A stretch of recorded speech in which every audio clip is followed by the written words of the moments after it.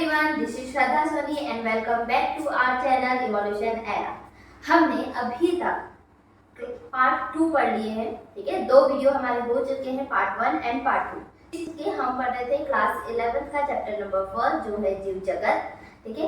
जीव जगत हमने स्टार्ट किए थे। जीव जगत के 2 पार्ट हमारे हो चुके हैं। दोनों पार्ट में हमने भाई जीवित क्या होते हैं और एनसीईआरटी के जो 5 पैरामीटर है उनमें से हमने 2 पैरामीटर के बारे में बात करनी है, जो कि है वृद्धि और जनन, ठीक है। इसकी पूरी फुल डिटेल वीडियो अगर आपको देखनी है तो मैं डिस्क्रिप्शन में ऐड कर दूंगी, आप चेकआउट कर लीजिएगा अगर आप इस वीडियो में नए हैं तो, ठीक है। चलिए आज हम पढ़ेंगे मेटाबॉलिज्म, उपापचय। सबसे पहली बात ये करते हैं कि भाई उपापचय है क्या। अभी तक हमने जो 2 पैरामीटर पढ़े थे जो कि है वृद्धि और जनन, ये दोनों पैरामीटर हमने देखा कि जो वृद्धि है वो कहीं ना कहीं नॉन लिविंग निर्जीव में भी आपको देखने को मिल रही थी, ठीक है। और जनन सजीव में तो है, ठीक है। निर्जीव में जनन नहीं होता लेकिन सजीव में भी हमें अपवाद देखने को मिले, ठीक है।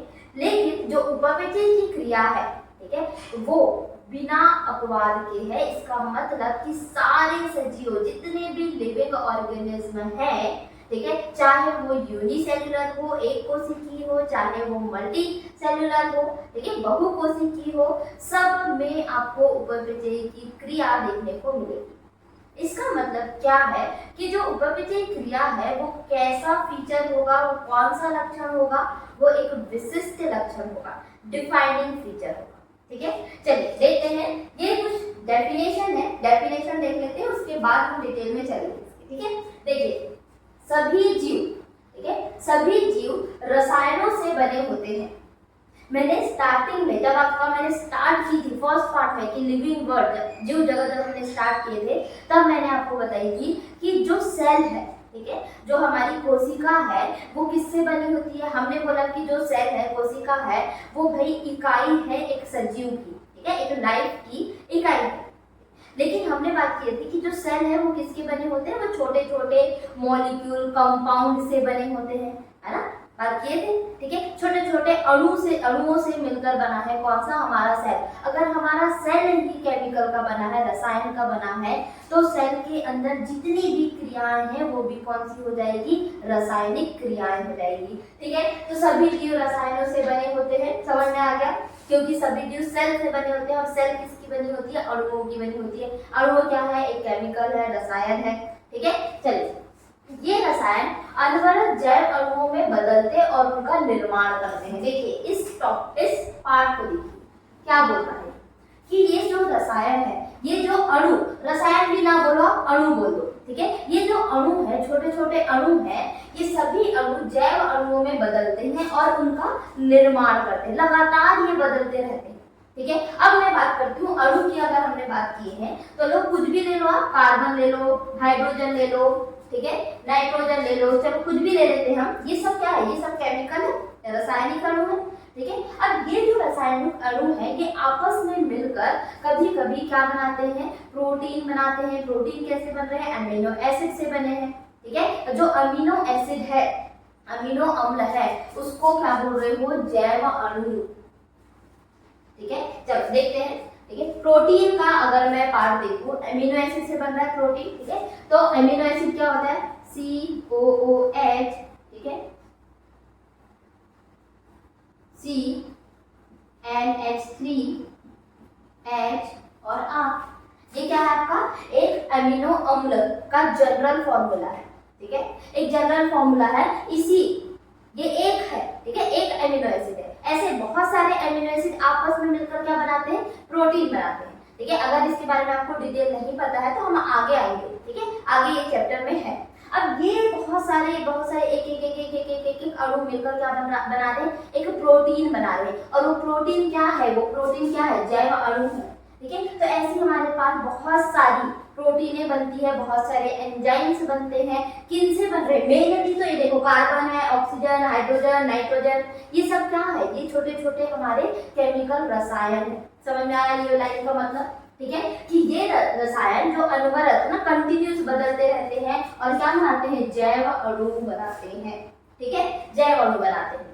चलिए, यह परिवर्तन रासायनिक अथवा उपपचयी क्रिया कहलाती है। ठीक है, तो यही बनना और यही टूटना, ठीक है, जैसे हमारे जो छोटे छोटे अणु है कार्बन, ऑक्सीजन, हाइड्रोजन, ये आपस में मिलकर अमीनो एसिड बनाते भी हैं। ठीक है, उन अमीनो एसिड से प्रोटीन बनता है और कई बार हमारे अंदर प्रोटीन टूट के वापस से अमीनो एसिड बनते हैं।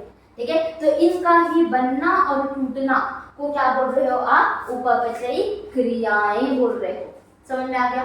उपपचयी क्रियाएं क्या होती है। ठीक है, नेक्स्ट, हमारे शरीर में होने वाली सभी रासायनिक क्रियाओं को उपपचय कहते हैं। ठीक है, ये जो बनना और टूटना क्या है? उपपचयी क्रियाएं हैं। अब इसको एक साथ बोल दूं मैं तो क्या बोलेंगे? उपपचयी, मेटाबॉलिज्म बोलेंगे। समझ में आ गई बात? ठीक है, कि मेटाबॉलिज्म होता है। अब इसको हम और थोड़े डिटेल से एक्सप्लेन करके समझते हैं। ठीक है, ये तो हो गई आपकी डेफिनेशन, परिभाषा। कि अगर कोई बोल दे कि भैया उपपचयी बताओ क्या होता है, तो आप ऐसे बता सकते हो। ठीक है, सिंपल एक्सप्लेनेशन देखते हैं अब कि क्या होता है उपपचयी। ठीक है, चलिए स्टार्ट करते हैं। ठीक है, उसी डेफिनेशन को थोड़े इजी लैंग्वेज में समझते हैं।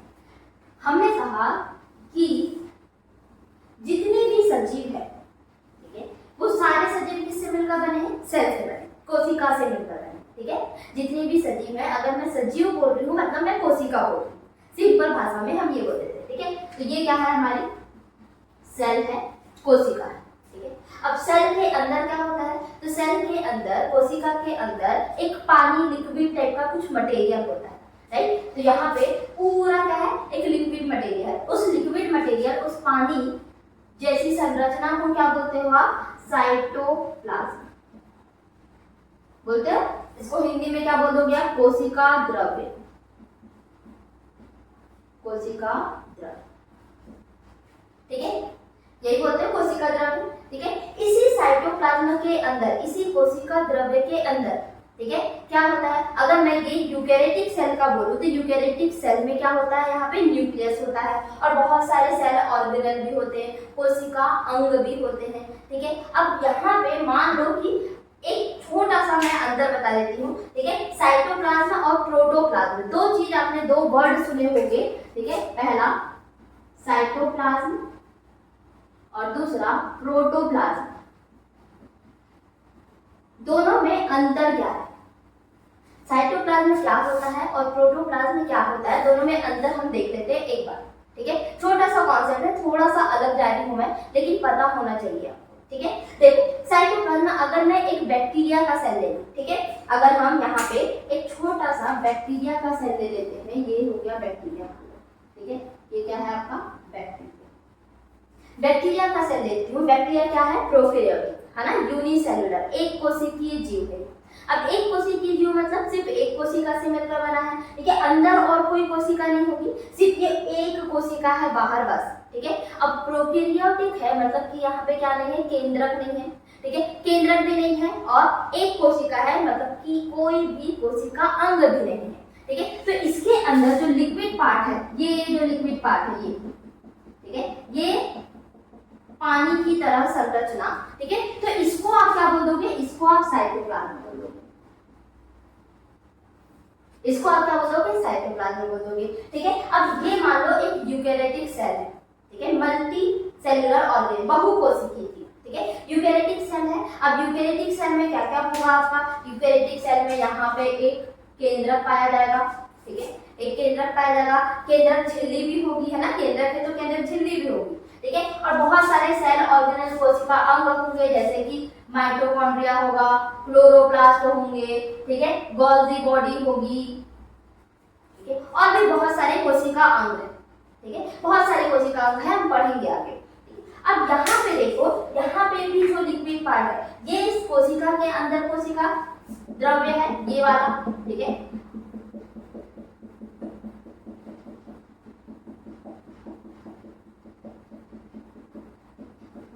ठीक है, ये क्या है? कोशिका द्रव्य। अब यहाँ पे देखो, इस कोशिका द्रव्य में कोई मिक्सचर नहीं है, कोई भी केंद्रक नहीं है, कोई भी कोशिका अंग नहीं है, सिर्फ कोशिका द्रव्य है। लेकिन यहाँ के कोशिका द्रव्य में देखो कि कहीं कहीं आपको न्यूक्लियस देगा, कहीं कहीं आपको माइटोकॉन्ड्रिया दिखेगा, कहीं कहीं आपको क्लोरोप्लास्ट दिख जाएगा, कहीं कहीं आपको गोल्गी बॉडी दिख जाएगा।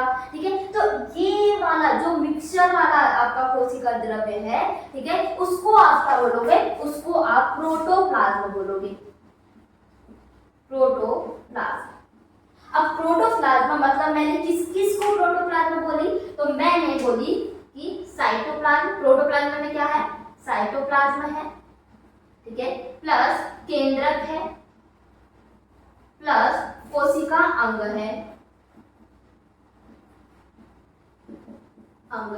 ठीक है। इतनी बात समझ में आ गई कि साइटोप्लाज्म किसको बोल रहे हो और प्रोटोप्लाज्म किसको बोल रहे हो। ठीक है, ये बच्चों में बहुत ज्यादा कंफ्यूजन होता है कि बताइए साइटोप्लाज्म किसको बोलते हैं और प्रोटोप्लाज्म किसको बोलते हैं।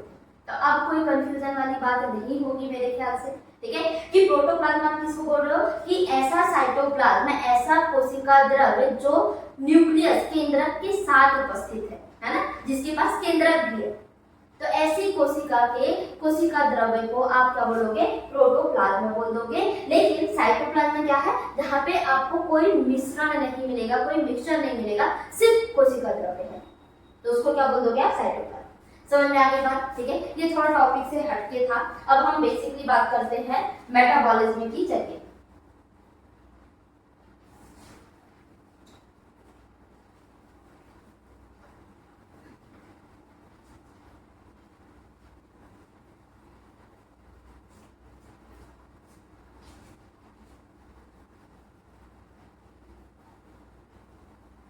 चलो, ठीक है, ये एक हमारी सेल है कोशिका। अब इस कोशिका में मैंने जैसे अभी बताया कि प्रोटोप्लाज्म है, केंद्रक मेंडक सब है, मल्टीसेलुलर ऑर्गेनिज्म की बात करें, बहुकोशिकीय जीव की बात करें। ठीक है, अब यहाँ पे अब मैं बात बहुकोशिकीय कर रही हूँ, उसका मतलब ये नहीं है कि एक कोशिकीय में मेटाबॉलिज्म नहीं होता, उपचय नहीं होता, होता है, सब में होता है। जितने भी लिविंग ऑर्गेनिज्म, जितने भी सजीव है, सब में होगा। ठीक है, अब यहाँ पे देखिए, ये है हमारी एक सेल। ठीक है, इस सेल के अंदर है साइटोप्लाज्म। ठीक है, उस साइटोप्लाज्म के अंदर बहुत सारा, साइटोप्लाज्म मतलब क्या है, पानी। ठीक है, पानी है। अब उस पानी के अंदर बहुत सारे क्या है, रासायनिक पदार्थ है। ठीक है, बहुत सारे रासायनिक पदार्थ है। वो सारे रासायनिक पदार्थ क्या होते हैं, बनते हैं। ठीक है, मान लो कि A प्लस B, मेरे पास दो अणु है, एक अणु A है और दूसरा अणु B है। ठीक है, ये दोनों को जोड़ के क्या बनेगा, C बनेगा। ठीक है, कुछ तीसरा एक अणु बनेगा। ठीक है, तो ये क्या है, ये भी क्या है, उपपचयी क्रिया है कि कुछ दो छोटी छोटी चीज मिलकर एक बड़ी चीज बन रही है, तो इसको भी क्या बोलोगे, उपपचयी क्रिया बोलोगे। ठीक है, और दूसरी बात क्या करते हैं कि मान लेते हैं x minus y. x minus y मतलब कि मेरे पास कुछ बड़ी चीज थी, है ना, कुछ बड़ी चीज थी, वो टूट रही है। ठीक है, चलो ऐसे कर लेते हैं, कोई मेरे पास x है, ठीक है, ये बहुत बड़ी चीज है। अब इसको तोड़ेंगे तो मान लेते हैं ये टूटेगा y माइनस जेड में। ठीक है, ये कुछ बड़ा सा अणु है, इसको जब मैंने तोड़ी तो दो छोटे छोटे अणु में विभाजित हो गया, y और z। समझ में आया इस बात। ठीक है, तो यहाँ पे क्या हो रहा है, प्लस मतलब जोड़ना, है ना, तो कुछ जुड़ रहा है, माइनस मतलब तोड़ना, मतलब कुछ टूट रहा है। ठीक है, तो कुछ छोटे छोटे चीज मिलकर कुछ बड़ा बन रहा है और कुछ बड़े चीज मिलकर छोटे छोटे चीज में टूट रही है। ठीक है, ये दोनों प्रोसेस ये एकलौती सेल में हो रही है। ठीक है, कोई एक भी नहीं, दोनों होगी। ठीक है, दोनों होगी, कभी कभी टूटेगा भी और कभी कभी जुड़ेगा भी। तो ये सारी प्रोसेस को आप क्या बोलोगे, उपपचयी क्रियाएं बोलोगे। ठीक है, और ये पूरा एक सेल में हो रहा है, एक कोशिका में हो रहा है, तो इसको क्या बोलोगे, ये कोशिका उपपचय क्रिया करती है। ठीक है, तो कोशिका में मेटाबॉलिज्म हो रहा है, आप ये बोलोगे। समझ में आया, मेटाबॉलिज्म उपपचयी का मतलब क्या है कि कुछ बनना और कुछ टूटना। अब शरीर में कितनी ही ऐसी प्रोसेस है, कितनी ही ऐसी, मतलब पूरे शरीर में कितनी सारी सेल है। अगर मैं बहुकोशिकीय जीव की बात करूं, सब में कुछ ना कुछ बन रहा है, कुछ ना कुछ टूट रहा है, तो पूरी रासायनिक क्रिया, ठीक है, जितनी भी रासायनिक क्रिया है उस सब को मिलाकर क्या बोल रहे हो, उपपचय बोल रहे हो। समझ में आ गया, जैसे मैंने यहाँ पे दो चीज को मिला के उपपचयी बोली। ठीक है, चलिए अब यहाँ देखना कि मैं ये दो ए और बी को जोड़ रही हूँ, जोड़ के क्या बन रहा है, सी बन रहा है। तो मुझे बताओ कि जोड़ने में एनर्जी लगेगी या बाहर निकलेगी। तो यहाँ पे जोड़ रहे हैं, है ना, कुछ काम कर रहे हैं, तो कुछ काम कर रहे हैं, इसका मतलब क्या हो जाएगा, यहाँ पे एनर्जी लगेगी भाई, है ना, यहाँ पे ऊर्जा लगेगी। ठीक है, यहाँ बताओ आप तोड़ रहे हो, ठीक है, तोड़ने में आपको ज्यादा एनर्जी की जरूरत नहीं है, तो यहाँ क्या हो गया, ऊर्जा बाहर निकल रही है, ये क्या होगी, ऊर्जा बाहर निकल रही है। इतनी बात समझ में आ गई। ठीक है, अब यहाँ पे देखना ये सेल में ही क्यों हो रही है। आप क्या ये चीज को बाहर कर सकते हो, कहीं पे भी, एक टेस्ट ट्यूब में कर सकते हो, ग्लास में कर सकते हो। ठीक है, सेल हमारे लिए क्यों जरूरी है, एक कोशिका क्यों जरूरी है, ये देखते हैं। ठीक है, कोशिका इसलिए जरूरी है क्योंकि कोशिका के पास होता है साइटोप्लाज्म।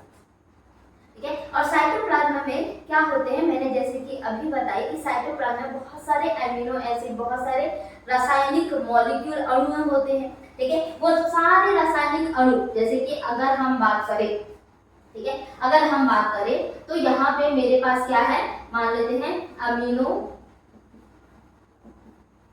अम्ल।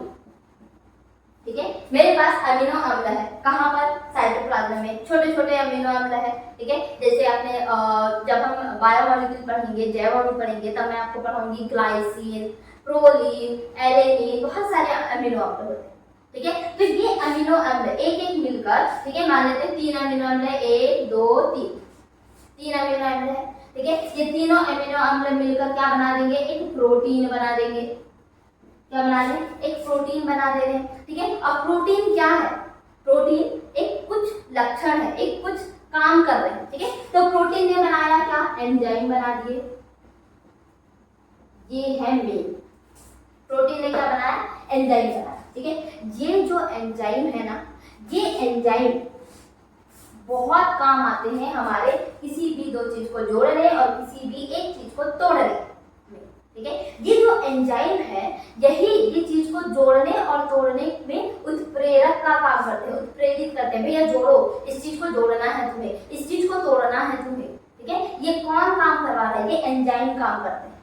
ठीक है, तो बेसिकली हमारे कोशिका के अंदर बहुत सारे एंजाइम्स है जो किसी भी चीज को जोड़ने और तोड़ने में उत्प्रेरक का काम करते हैं। ठीक है, उत्प्रेरक का काम करते हैं। तो उपापचय जो क्रिया हो रही है, उसमें जो रासायनिक अभिक्रियाएं हो रही है, उसमें मेन इन्वॉल्वमेंट किसका है, एंजाइम का है, इसीलिए हम इसको उपापचय क्रिया बोलते हैं। समझ में आ गई बात। ठीक है, इतनी बात आप लोग को समझ में आ गई ही होगी।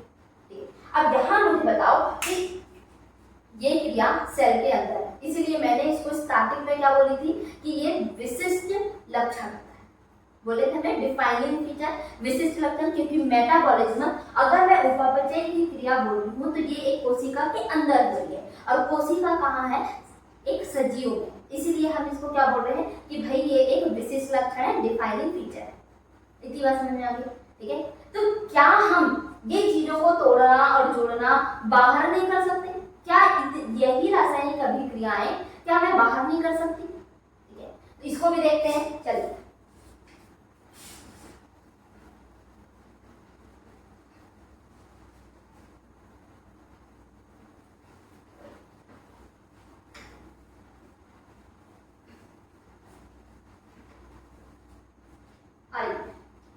मान लेते हैं मैंने एक टेस्ट ट्यूब ली, है ना, कांच की ग्लास ले ली, मान लो, तो है ना, टेस्ट ट्यूब लिए, एक कांच की ग्लास समझ लो।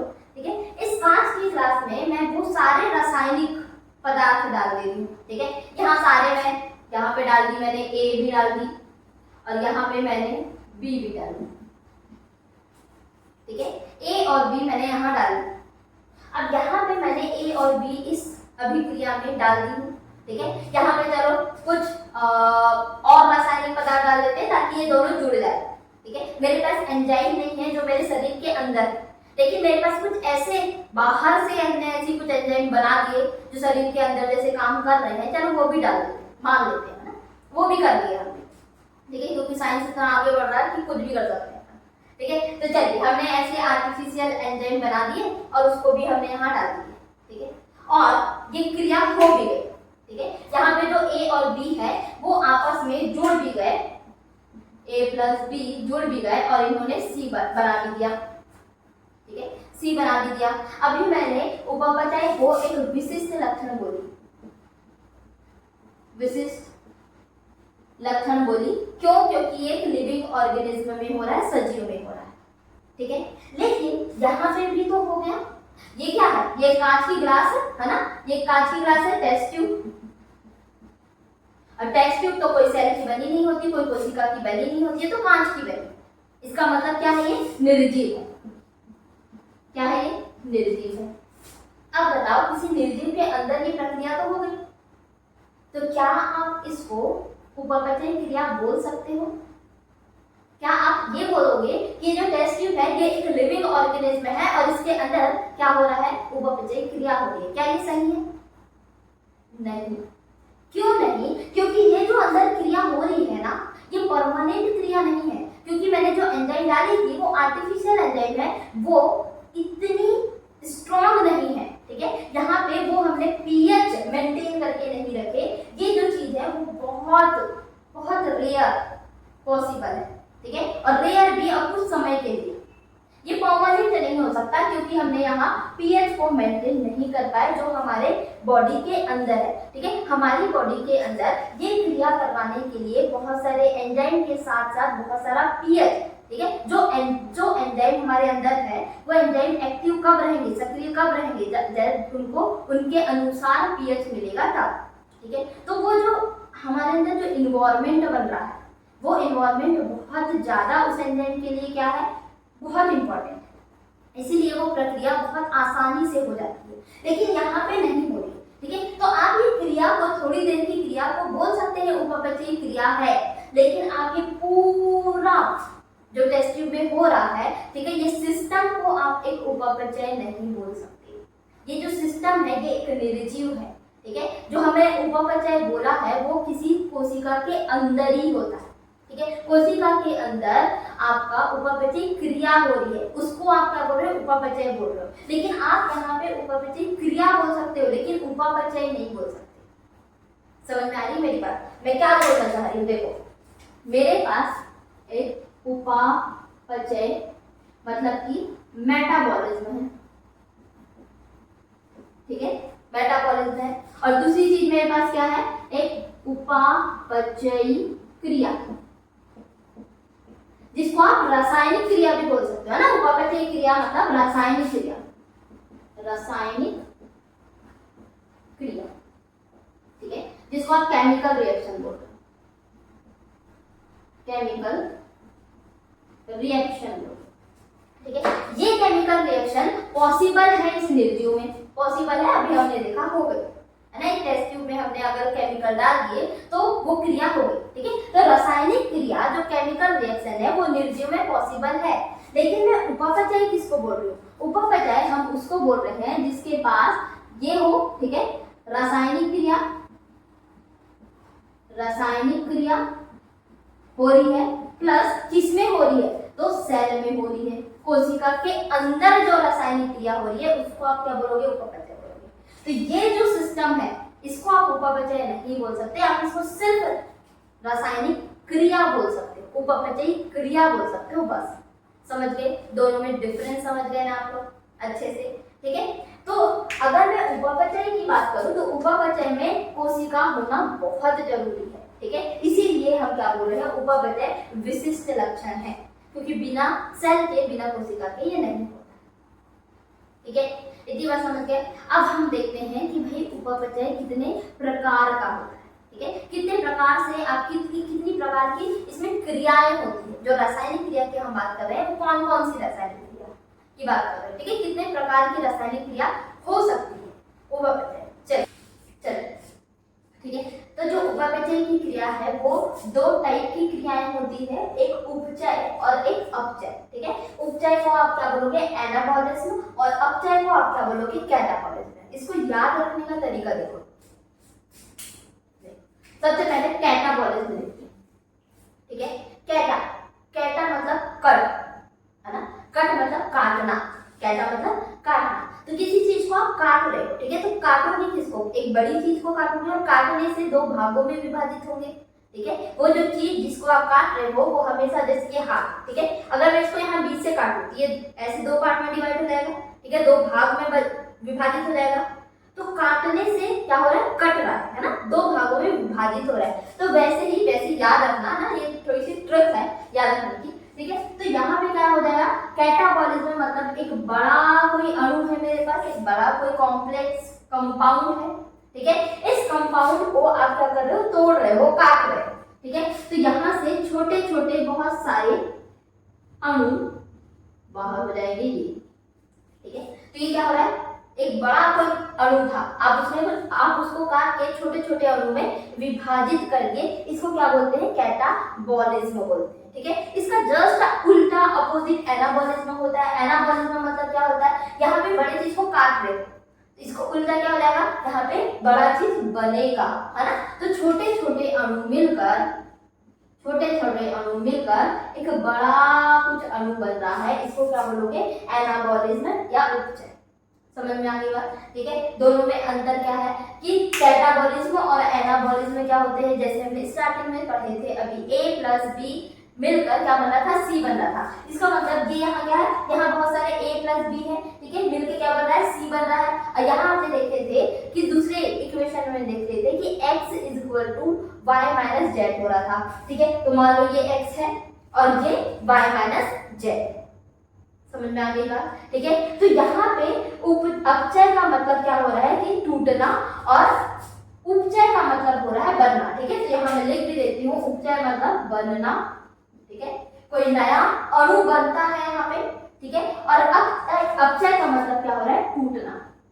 ये बस याद रख देना, ठीक है, ये बस याद रख देना। अब यहाँ पे देखो कि छोटे छोटे अणु मिलकर एक बड़ा अणु बना रहे हैं, ठीक है। तो ये क्या होगा, वो ज्यादा भारी हो गया, ज्यादा कॉम्प्लेक्स हो जाएगा, ठीक है। और यहाँ पे क्या हो जाएगा, सिंपल, ठीक है, कॉम्प्लेक्स से सिंपल में जा रहे हो, समझ में आ गई बात, ठीक है। इतनी बात समझ में आ गई होगी कि उपचय और अपचय क्या होता है। उपचय मतलब क्या हो रहा है, बनना, और अपचय मतलब क्या हो रहा है, टूटना। एग्जाम्पल देख लेते हैं, ठीक है। एग्जाम्पल देखो, बनना, हम कुछ बना रहे हैं, ठीक है। तो पहला एग्जाम्पल बहुत कॉमन है, ठीक है, क्या है, प्रकाश संश्लेषण।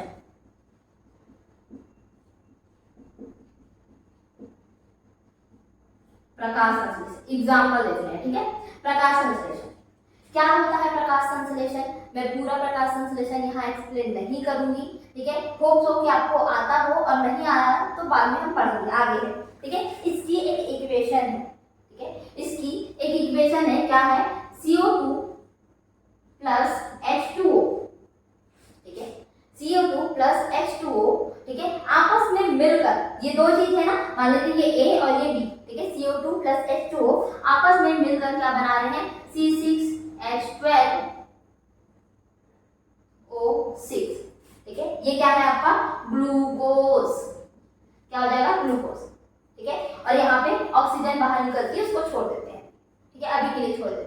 तो मेन चीज देखेंगे हम, मैं यहाँ आपको नंबर भी नहीं बता रही हूँ कि कितने CO2 और कितने वाटर मिलकर हमारा ग्लूकोज बन रहा है, मैं कुछ नहीं बता रही, ठीक है। यहाँ से क्या हो रहा है कि CO2 और H2O आपस में मिलकर क्या बना रहे हैं, ग्लूकोज बना रहे हैं। मतलब कि दो छोटी छोटी चीज आपस में मिलकर एक बड़ी चीज बन रही है। तो ये कौन सी प्रोसेस हो जाएगी, मतलब कि प्रकाश संश्लेषण कौन सी अभिक्रिया है, वो एक उपचय अभिक्रिया है, ठीक है। ये याद रखना, ये भी क्वेश्चन आ सकता है, ठीक है। यहाँ पे देखो कैटाबॉलिज्म, अपचय में, यहाँ पे देखते हैं एग्जाम्पल, श्वसन।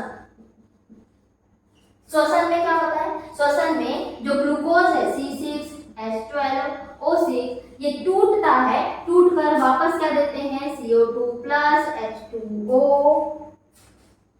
ठीक है, CO2 प्लस H2O देते हैं। यहाँ पे जो ग्लूकोज है, ठीक है, ये ऑक्सीजन के साथ मिलता है, पर मैं अभी वो बता नहीं रही, ठीक है, बाद में हम देखेंगे डिटेल में, ठीक है। तो C6H12O6 ग्लूकोज ऑक्सीजन से मिलकर क्या वापस से क्या बना रहे हैं, CO2 और H2O, है ना। एक बड़ा चीज फिर से टूट रहा है CO2 और H2O में, तो ये कौन सी अभिक्रिया होगी, इसका मतलब ये दिख रहा है कि श्वसन जो है वो कौन सी अभिक्रिया है, वो अपचय क्रिया है। समझ में आ गई बात, ठीक है। तो उपचय और अपचय समझ में आ गया। एक और एग्जाम्पल देख लो, ग्लूकोज जब हम बहुत सारा खाना खाते हैं, ठीक है, जब हम बहुत सारा खाना खा रहे हैं तो वो जो खाना खा रहे हैं वो ग्लूकोज बना रही है, ठीक है। वो जो ग्लूकोज है, ठीक है, टूट टूट के क्या बन रहा है, हमारे पास ग्लूकोज है। अब वो ग्लूकोज से क्या बनती है, एनर्जी बनती है, ऊर्जा बनती है। उस ऊर्जा से मैं ये बोल रही हूँ, चल रही हूँ, है ना, लिख रही हूँ। ये क्या है, ये कौन सी ऊर्जा है, वो जो मैं खाना खा रही हूँ उसी से तो मुझे ऊर्जा मिल रही है, ठीक है। तो वो जो ऊर्जा है वो एक बार के खाना खाने में पूरी खर्च हो जाती है क्या। मान लो मैंने आज इतना कुछ, मान लेते 2 रोटी मैंने आज खाई, ठीक है, कुछ सब्जी वब्जी खा ली।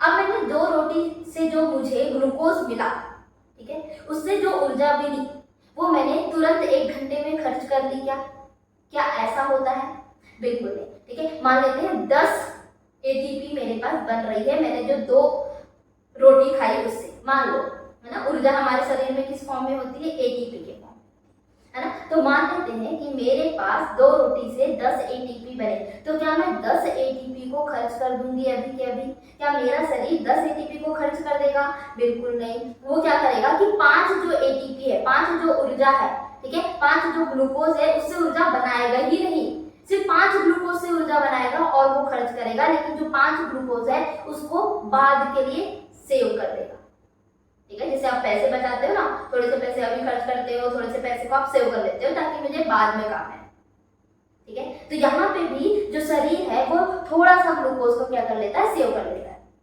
कहाँ सेव करेगा, अगर मैं एनिमल की बात करूँ, ठीक है, तो वो लीवर में सेव करते हैं, किस फॉर्म में, वो ग्लूकोज के फॉर्म में रखते नहीं, क्योंकि पता है भैया, है ना, शरीर बड़ा चालू है, उसको पता है कि अगर मैं ग्लूकोज के फॉर्म में रखा तो ये तो ऊर्जा बना देगा।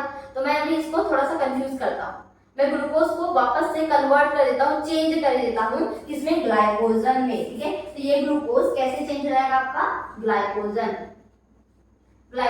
ठीक है। कहाँ, लीवर में, याद रखना ग्लाइकोजन शरीर में किस कहाँ पे रहता है, लीवर में रहता है, ठीक है। तो ये जो ग्लूकोज है वो ग्लाइकोजन में पहले बन जाता है और लीवर में जाके स्टोर हो जाता है, ठीक है। तो ग्लूकोज बहुत सिंपल है ग्लाइकोजन के कंपैरिजन में, ठीक है, ग्लूकोज छोटा है, ग्लाइकोजन बड़ा है। तो यहाँ पे क्या है, ग्लूकोज से ग्लाइकोजन का बनना भी क्या है, एक उपचय, ठीक है। यही उल्टा कर दो, फिर ग्लाइकोजन, अब मान लो मुझे जरूरत पड़ी, मैंने आज उपवास रख दी, है ना, अब मैं खाना नहीं खा रही हूँ, तो जो हम स्टोर करके रखे थे, संग्रहित करके रखे थे, अब उसको वापस से ग्लूकोज में कन्वर्ट करेंगे ताकि ग्लूकोज ऊर्जा बना पाए, ठीक है। तो यहाँ पे क्या हो जाएगा, ग्लाइकोजन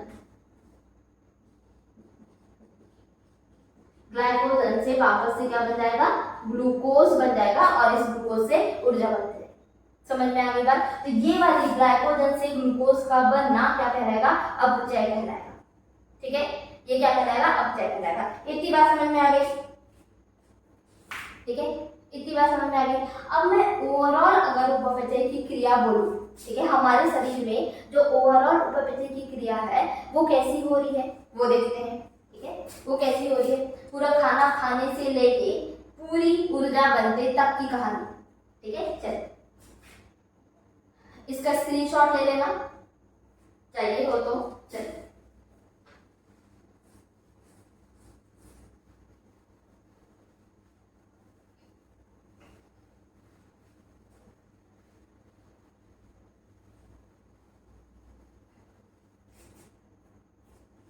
देखो, सबसे पहले आपने क्या खाया, खाना खाया, है ना।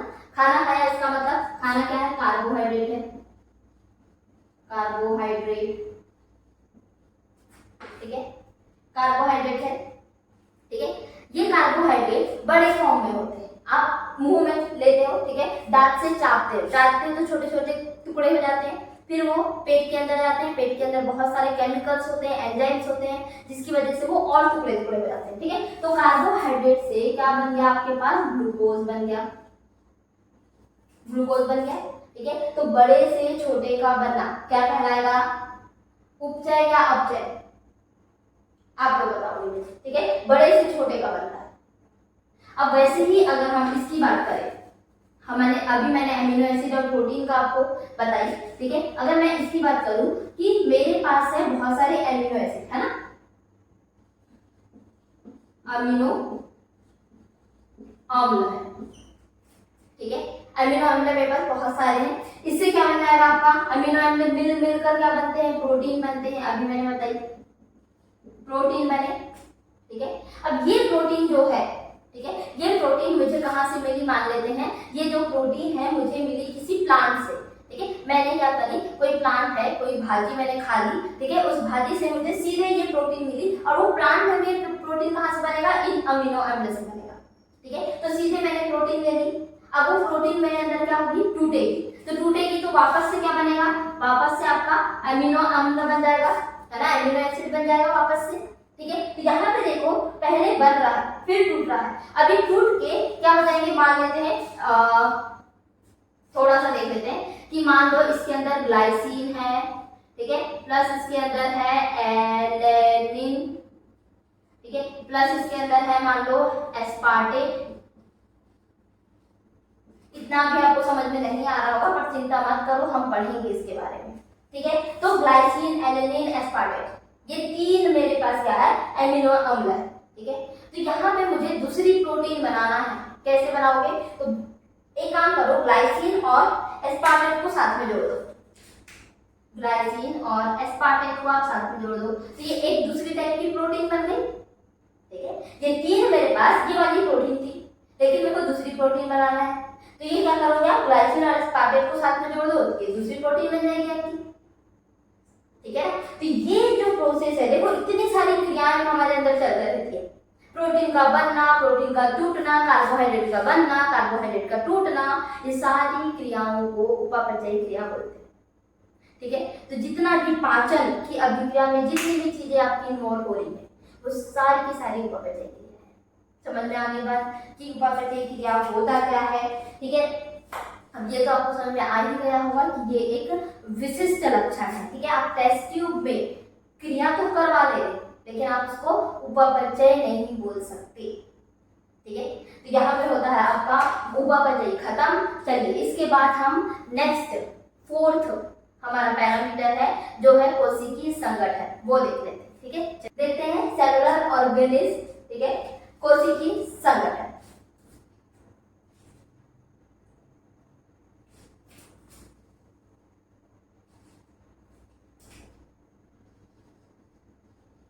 सेलुलर ऑर्गेनाइजेशन है, ठीक है, कोशिकीय संगठन।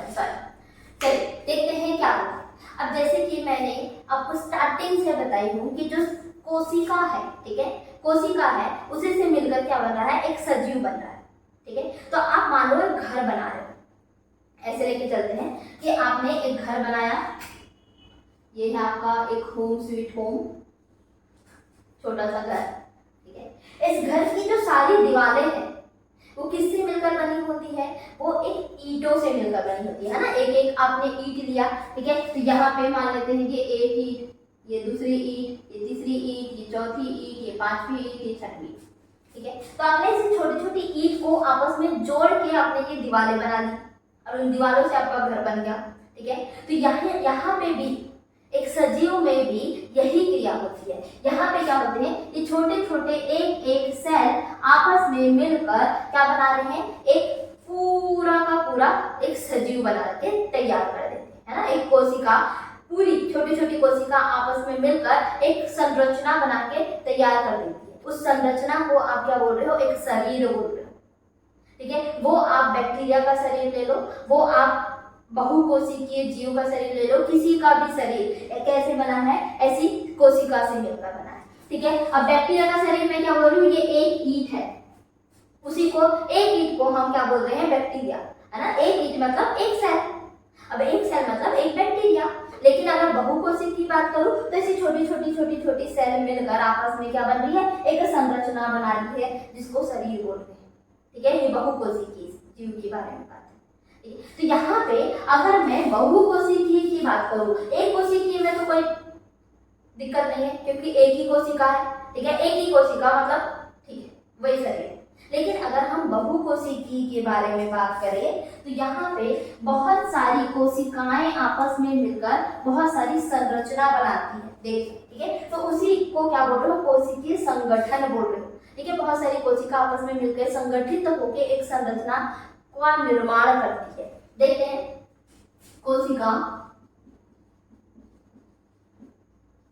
तो बहुत सारी कोशिकाएं हैं हमारे पास। ये कोशिका मिलकर क्या बना रही है, ये कोशिका मिलकर पहले ऊतक बनाएगी, ठीक है, ऊतक बनाएंगे। और ये ऊतक ऊतक आपस में मिलकर क्या बना रहे हैं, तो अंग बनाएंगे।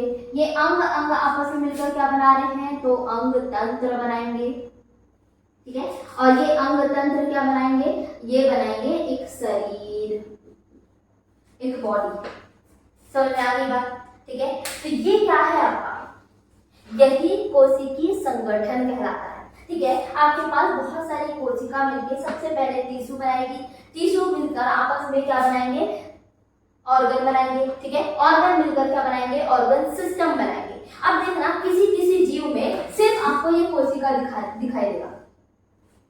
हम ये कहाँ पढ़ेंगे, जब हम जूलॉजी पढ़ेंगे वहां पे आपको देखने को मिलेगा कि किसी किसी जीव जैसे बैक्टीरिया, बैक्टीरिया में सिर्फ आपको यहाँ तक का पार्ट दिखाई देगा, मतलब सिर्फ कोशिका। लेकिन किसी किसी लिविंग ऑर्गेनिज्म, किसी किसी सजीव में आपको कोशिका और ऊतक दिखाई देंगे, सिर्फ इतना सा। ठीक है, हम पढ़ेंगे एनिमल फाइलम में पढ़ेंगे। ठीक है, यहाँ तक दिखाई देगा। लेकिन किसी किसी लिविंग ऑर्गेनिज्म में ये तीन चीज दिखाई देगा आपको, कोशिका, ऊतक और अंग। लेकिन मोस्ट अभी के, ठीक है, मोस्ट स्ट्रॉन्गेस्ट बोल दो, ठीक है, या मॉडर्न बोल दो, ठीक है, अभी के जो जीव हैं, जो हम आते हैं, कौन, ह्यूमंस। ठीक है, तो उनमें आपको कोशिका से, ऊतक से, अंग से लेके, अंग तंत्र से लेके यहाँ पूरा पार्ट दिखाई देगा। ठीक है, अंग तंत्र भी दिखाई देगा।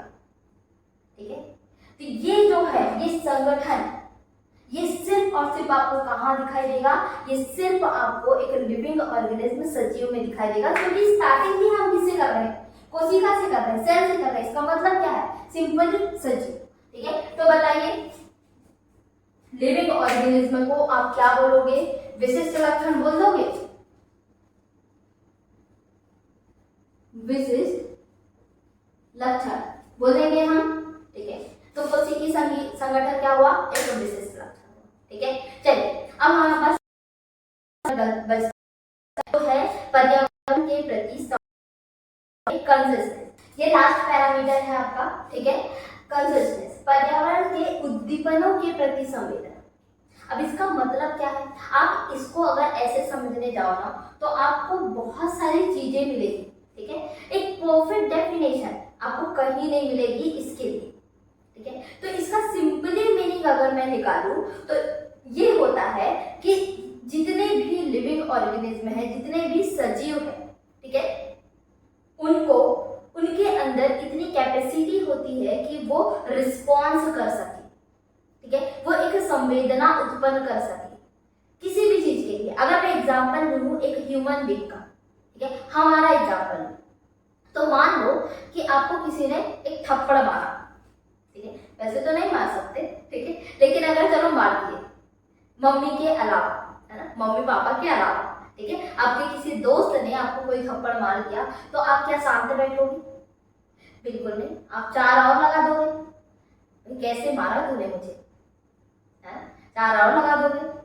ठीक है, तो वो क्या है, आपको जब कुछ उद्दीपन मिला, उद्दीपन क्या है यहाँ पे, आपके दोस्त ने आपको थप्पड़ मारा। ठीक है, तो आपके शरीर के अंदर क्या हुआ, आपके दिमाग ने बोला कि भैया उसने तेरे को थप्पड़ मारा, चल तू भी मार दे। ठीक है, तो वो क्या है, रिस्पॉन्स है ना, आपने संवेदन उत्पन्न हुआ आपके दिमाग में। ठीक है, और उसने बोला कि चल तू भी लगा दे, तो आपने भी 2 थप्पड़ एक्स्ट्रा लगा दिए उसको। वो क्या है, वो एक संवेदना है। ठीक है, किसी उद्दीपन के आने से।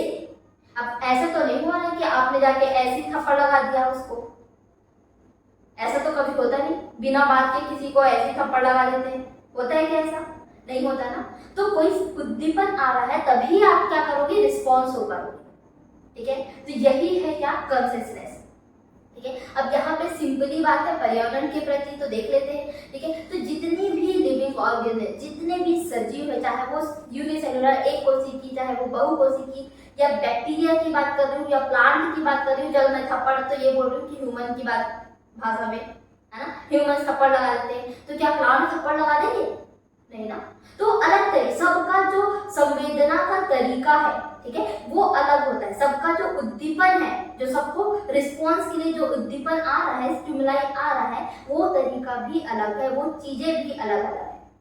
समझ में आ गई बात? ठीक है, चलिए देखते हैं।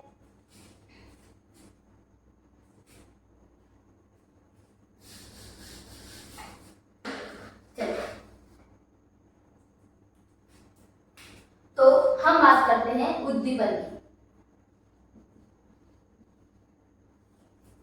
ठीक है। उद्दीपन, उद्दीपन को इंग्लिश में क्या बोलोगे? स्टिमुलाई, स्टिमुलाई की बात कर रहे हैं, ठीक है। तो जो स्टिमुलाई है वो 3 तरीके के होते हैं, ठीक है। 3 तरीके के होते हैं। कौन कौन से 3 तरीके? पहला फिजिकल, दूसरा केमिकल और तीसरा बायोलॉजिकल,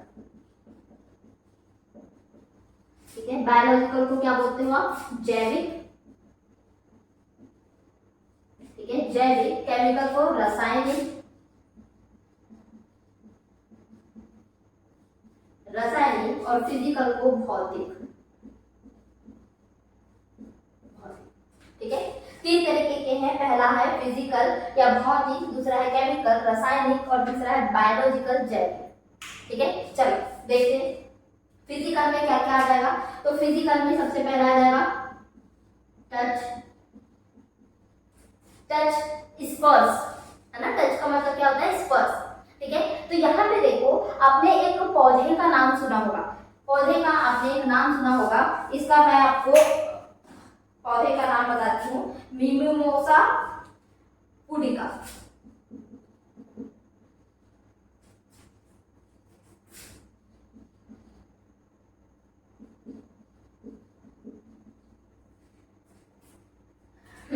यही नाम, ठीक है।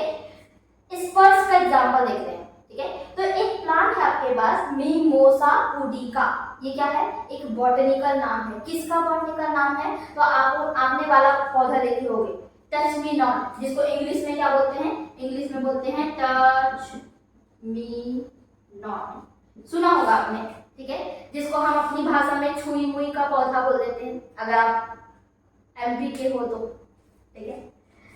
छुई मुई का पौधा, जिसको आप छूने से ही क्या होता है? उसकी पत्तियां बंद हो जाती है ना। पहले उसकी पत्तियां कैसी होती है? ऐसी खुली होती है। अब जैसे ही उसको छुओगे, टच करोगे, तो वो कैसी हो जाएगी? बंद हो जाएगी। देखा होगा आपने बचपन में, ठीक है, सबने किया है, बहुत मजा आता है, बार बार टच करते हैं ताकि वो बंद हो, देखने से ही मजा आ जाता है, ठीक है। तो वो जो पौधा है हमारे टच से रिस्पॉन्स कर रहा है, ठीक है। हम जब तक टच नहीं करेंगे तब तक वो बंद होगा क्या? नहीं होगा, ठीक है। किसी के टच करने से, किसी के स्पर्श करने से ही वो क्या कर रहा है? रिस्पॉन्स कर रहा है और बंद हो जा रहा है। इसका मतलब जो हमारा हाथ है, ठीक है, जो टच कर रहे हैं हम, वो क्या है? उसके लिए उद्दीपन है, उद्दीपन है, ठीक है। और उसका रिस्पॉन्स क्या हो जाएगा? उसका संवेदन क्या हो जाएगा? कि वो अपनी पत्तियों को बंद कर देता है, ठीक है। तो ये एग्जाम्पल हुआ क्या? टच। टच टच क्या है? एक भौतिक है ना, फिजिकल चीज है, ठीक है। तो याद रखना, पेड़ पौधे का नाम मिमोसा पुडिका, जिसको हम टच मी नॉट भी बोलते हैं और हिंदी में हम छुई मुई भी बोल सकते हैं, ठीक है। अलग अलग शायद इसकी लैंग्वेज होगी, शायद हर स्टेट में से अलग अलग कहते होंगे। हमारे ज्यादा इसको छुई मुई का पौधा बोलते हैं, ठीक है। चलिए सेकेंड एग्जाम्पल देखो, लाइट, प्रकाश, ठीक है। लाइट, प्रकाश। एग्जाम्पल, कौन सा फूल है वो जो लाइट की तरफ दौड़े भागता है? जिधर जिधर आपको लाइट दिखेगी उधर उधर वो फूल का चेहरा भी दिखाई देगा। कौन सा फूल है? बताइए बताइए।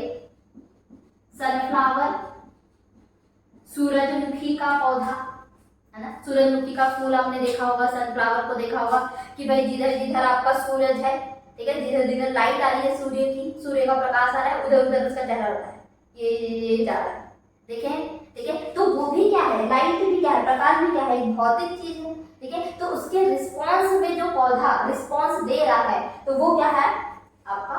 वो भी एक उद्दीपन है, वो भी एक पर्यावरण के प्रति उद्दीपन कहला देगा, ठीक है। चलो नेक्स्ट है टेम्परेचर, ठीक है, तापमान, तापमान, ठीक है। सिंपल से एग्जांपल टेम्परेचर का, पतझड़, जब पतझड़ का मौसम आता है, ठीक है, तो उस समय क्या होता है? सारे पेड़ की पत्तियां नीचे गिर जाती है, ठीक है। और जैसे ही वो पतझड़ का मौसम खत्म, सारे पेड़ की पत्तियां वापस आने लगती है, ठीक है। तो वो भी एग्जाम्पल क्या है, वो किसके कारण हो रहा है, टेम्परेचर के कारण हो रहा है ना। जब ज्यादा टेम्परेचर हो जाता है, बहुत ज्यादा गर्मी हो जाती है ना, टेम्परेचर बढ़ जाता है, तो सारे पौधे की पत्तियां नीचे गिर जाती है ताकि वाटर वेपोरेट ना हो, है ना, वाष्प उत्सर्जन उतना ना हो, पानी की ज्यादा से ज्यादा बचत कर पाए हम, इसलिए सारे पेड़ की पत्तियां कैसे जाती है, नीचे गिर जाती है। ये आएगा बाद में, है ना, हम पढ़ेंगे, आप लोग के सिलेबस में ये है, ठीक है। तो टेम्परेचर के लिए भी जो संवेदन पैदा कर रहा है पौधा, वो भी तो यही कहलाएगा, ठीक है, वो भी एक टाइप का रिस्पॉन्स ही है, ठीक है। तो ये हो गया आपका फिजिकल, क्या क्या आ जाएगा, टच, ठीक है, प्रकाश और तापमान। अब आ जाते हैं केमिकल, ठीक है। केमिकल में आपका एग्जांपल आ जाएगा पहला हार्मोन, ठीक है। हार्मोन के बारे में आप सभी ने सुना होगा। तो हार्मोन एक क्या है, केमिकल है, एक रासायनिक है ना। तो इससे बहुत सारी चीजें होती है, ठीक है, हम आगे पढ़ेंगे। आप जब जूलॉजी पढ़ोगे तब हार्मोन के बारे में बहुत कुछ पढ़ोगे। प्लांट में भी है ना, प्लांट में भी है, ठीक है। हार्मोन की वजह से ही क्या होता है, बहुत सारे पौधे में वृद्धि होती है, आगे देखेंगे हम, ठीक है। तो हार्मोन जो है वो एक केमिकल है, वो रसायन है, ठीक है। तो हार्मोन से जो उद्दीपन हो रहा है, जैसे पौधे की ग्रोथ हो रही है, वृद्धि हो रही है, वो भी क्या है, संवेदना है, ठीक है। चलिए, वो भी एक रिस्पॉन्स है। दूसरा टेस्ट, ठीक है, दूसरा क्या हो जाएगा, टेस्ट।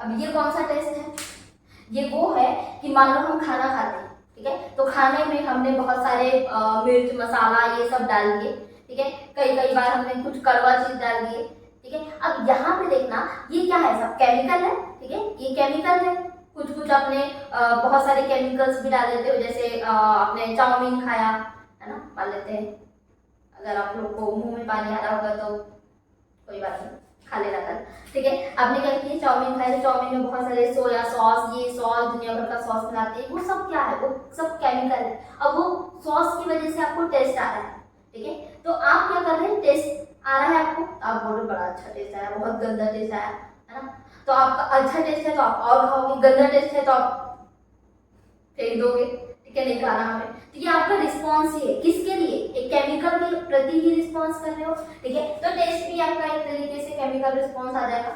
नेक्स्ट है बायोलॉजिकल, ठीक है। बायोलॉजिकल में पहला एग्जांपल है विजन। विजन मतलब देखना, ठीक है। अगर मैं किसी चीज को देख रही हूँ तो देख कैसे रही हूँ, मुझे दिख रहा है, कैसे दिख रहा है, मेरी आंखों से दिख रहा है, ठीक है। आंख किसका पार्ट है, लिविंग ऑर्गेनिज्म का पार्ट है, ठीक है। तो ये क्या है, बायोलॉजिकल प्रक्रिया है, ठीक है। नेक्स्ट आ जाता है आपका कुछ बैक्टीरिया जो है ना, कुछ बैक्टीरिया जो है वो क्या करते हैं कि अपना कुछ रिस्पॉन्स शो करते हैं। अगर आपको दिख रहा है बैक्टीरिया, टेम्परेचर बहुत ज्यादा हो रहा है, ठीक है, या कुछ भी उनमें कुछ ऐसा चीजें हो रही है, तो वो क्या करेंगे, एक अपने चारों तरफ एक सिस्ट बना लेंगे, कवर बना लेंगे, ठीक है। तो जो कवर का बनना है वो भी एक बायोलॉजिकल रिस्पॉन्स कहलाएगा, ठीक है। तो यहाँ मैं एग्जाम्पल बैक्टीरिया का भी लिख देती हूँ, चलो, ठीक है। एक और एग्जाम्पल है, देख लो, बैक्टीरिया में ही थोड़ा और अच्छे से समझा देती हूँ मैं आपको। ये एक बैक्टीरिया है, ठीक है। बैक्टीरिया के पास क्या है, बैक्टीरिया के पास है ये प्रोटीन, ये प्रोटीन है मान लेते हैं, है ना। बैक्टीरिया के पास क्या है, प्रोटीन है। इस प्रोटीन से वो किसी भी, कोई भी मान लेते हैं, कोई भी वायरस आ रहा है बैक्टीरिया के पास, ठीक है, कोई भी एंटीजन आ रहा है बैक्टीरिया के पास, तो वो जो एंटीजन है, जो भी वायरस है, ये सबको पहचानते कैसे हैं, इस प्रोटीन के थ्रू पहचानते हैं, ठीक है। तो ये भी एक बायोलॉजिकल रिस्पॉन्स ही है, इतना नहीं जाना है आपको, आपको बस याद रखना है कि 3 टाइप के उद्दीपन आपके में है, ठीक है। पहला है भौतिक, रासायनिक और बायोलॉजिकल, समझ में आ गई बात, ठीक है। तो ये 3 तरीके के उद्दीपन जो होते हैं उसी को आप क्या बोल रहे हो, पर्यावरण के प्रति संवेदना बोल रहे हो, ठीक है। चलिए, इतनी बात आपको समझ में आ गई होगी। एक थोड़ी सी इंपॉर्टेंट बात मैं आपको बता देती हूँ कि जो पूरे लिविंग, पूरे सजीव में इकलौता ऐसा जीव है जो कि है ह्यूमन, जिसके पास सेल्फ कॉन्शियसनेस की प्रॉपर्टी होती है। सेल्फ कॉन्शियसनेस का मतलब क्या होता है कि खुद संवेदन का रिस्पॉन्स करना, ठीक है। अब मान लो कि कोई भी जैसे अपन ने थप्पड़ वाली बात की, ठीक है, तो तो भाई आपके दिमाग ने बोला, है ना, आपने जबरदस्ती, किसी ने नहीं बोला कि उसने तेरे को थप्पड़ मारा तो तू भी मार। आपके पास दिमाग नहीं है, ऐसा नहीं है, क्योंकि हमारे पास दिमाग है, इसके लिए हमारे पास सेल्फ कॉन्शियसनेस की प्रॉपर्टी होती है। ठीक है, ये छोटी सी कुछ बात थी, याद रखना। तो यहाँ पे होता है आपका सारा के 5 पैरामीटर, एनसीईआरटी ने जितने भी 5 पैरामीटर की बात की थी वो होती है यहाँ पे खत्म। कल हम पढ़ेंगे जैव विविधता, बायोडाइवर्सिटी। ठीक है, कल बायोडाइवर्सिटी पढ़ लेंगे और 2 दिन में ये चैप्टर हो जाएगा आपका खत्म। उसके बाद हम कुछ और पढ़ेंगे। ठीक है, तो जो भी नए बच्चे आए हैं, मैं इसके पुराने वीडियो की लिंक डिस्क्रिप्शन में डाल दूंगी, आप उन्हें भी देख लीजिएगा। ठीक है, और हाँ, आपको अगर नोट्स चाहिए, इसके प्रॉपर नोट्स चाहिए, ठीक है, तो हम जल्द ही एक टेलीग्राम ग्रुप बनाने वाले हैं, उसमें हम प्रॉपर नोट्स सेंड कर देंगे। लेकिन उसके लिए आपको हमारा चैनल सब्सक्राइब करना पड़ेगा। ठीक है, जब तक आप हमारा चैनल सब्सक्राइब नहीं करोगे तब तक हमें नहीं पता चलेगा कि हाँ भाई हमें कुछ ऐसा भी करना चाहिए कि हमें नोट्स बना के देना है।